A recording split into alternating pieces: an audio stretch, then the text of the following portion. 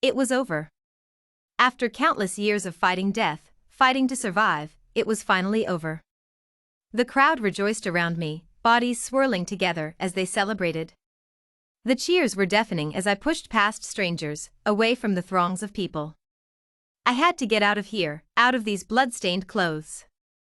Surrounded by commoners, I stuck out like a sore thumb, but first I needed a drink. A strong one. There was only one tavern in this town, the cheering of the drunkards outside the small building a dead giveaway. Thankfully there was an empty stool in the corner of the bar, although no matter where you went there was no escaping the news. It spread like wildfire through the small streets, people in full festivities everywhere you looked. I scowled in my seat as the barmaid gave me my drink. "Here's your whiskey," she said cheerfully, her pale cheeks flushed pink. "No need to pay today," nodding her head to my outstretched hand holding 2 coins. I nodded back and put the coins away. She left to go serve another patron, leaving me finally alone. Just how I liked it. After a few mindless hours sat there watching people drink, the whole tavern empty, the parties seemingly endless, it was probably time to leave. My mission had not changed just because of the news. Sure, it made things a little easier, but unlike the rest of the world, my sacrifice wasn't over just yet. One last mission, and then maybe I could reclaim back some of the life I had left behind, but first I had to make sure that their deaths meant something. The memory of my mother's sacrifice flashed through my head, the alcohol numbing the pain it held if only a little. Her smile as she went down fighting, her long blonde hair in its usual braid swishing with every slash of her sword. She was a warrior, thriving on the battle, and she taught me to do the same. I drank the rest of my drink, welcoming the heat in the back of my throat. "Great day, huh?"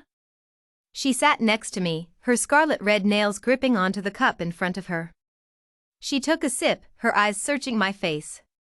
"Going to guess you heard the news then?" I grunted, silently asking the barmaid for another drink. If I was going to have to sit here with her, have this conversation now, then alcohol would be a good companion. The whole country heard the news, if the festivities outside are anything to go by. She snorted, her red lips the same shade as her nails smirking. It's not like they could hide it forever, play it off as an accident. He's dead. Better yet, he was murdered. Now it was my turn to smirk. Careful now, if the nobles hear you they'll have your head for being so unpatriotic. My green eyes met her dark ones. Although I'm pretty sure they helped kill him. The boy king they could not control, better off dead for them. Better off dead for all of us, she agreed. I never liked conversation, I found it a waste of time, and yet with her I felt at ease. I hated that she did this to me, even now after all this time. I sighed deeply. "Gaia, what are you doing here?" "Whatever do you mean, Daniel?"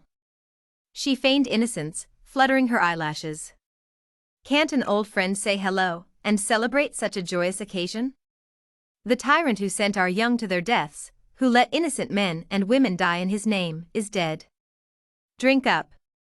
She raised her glass of whiskey and winked. I didn't reply, simply drank the dark gold liquid in my cup as I studied her face. Her dark skin lit up under the dim lights, the red of her full lips, now turned into a smile, looked striking against her skin, suiting her well. Her crown of curls had been braided expertly and cut short in a bob shape, framing her face. Instead of her usual skin-bearing outfits, she had opted for a simple white dress, as if to try and blend into the crowd of commoners. Although she still stuck out within their parties, she was deathly beautiful and deathly dangerous. She was also hiding something. A thief could never kid another, not even one as good as Gaia. "You had something to do with this, didn't you?" I groaned, knowing she wouldn't stay out of it. "By something, do you mean did I kill him? Because if so the answer would be a solid yes," she grinned wickedly, her brown eyes glinting mischievously. "I told you I had a plan." I raked my hands through my hair, the curls atop my head matted with blood still. "It was a bad plan, and look at the state of you. If I left it to you we would never be so close," Gaia tooted disapprovingly, pointing at my busted lip and bruised knuckles. She had a point, even if I would never admit it to her. I just needed to blow off some steam, okay, and he had it coming anyway, trying to justify my sorry state. What did he do this time? Look too closely at your face. She snorted, rolling her eyes. I glowered at her, my lack of reply, enough to make her laugh properly. You may want to sort out those anger issues before you see Ace, he won't play nicely unless you don't. Frankly, I couldn't care less what he of all people thinks right now. Well, you better, because this won't work without his help, she says calmly, the flirtatious tone gone now. Now it was business. You didn't think I would kill the king if I didn't have a plan on what to do next, did you? She smirked, her nails tapping against the wooden bar. He has no heir of his own, but we however have just the right person to take control. Her dark eyes pierced mine, and I dreaded the next words she spoke. They couldn't be serious. It had been too long, eradicated from the history books. There was no more proof, documents all burnt, and those who knew, well, their corpses lay at the bottom of the ocean. It would never work.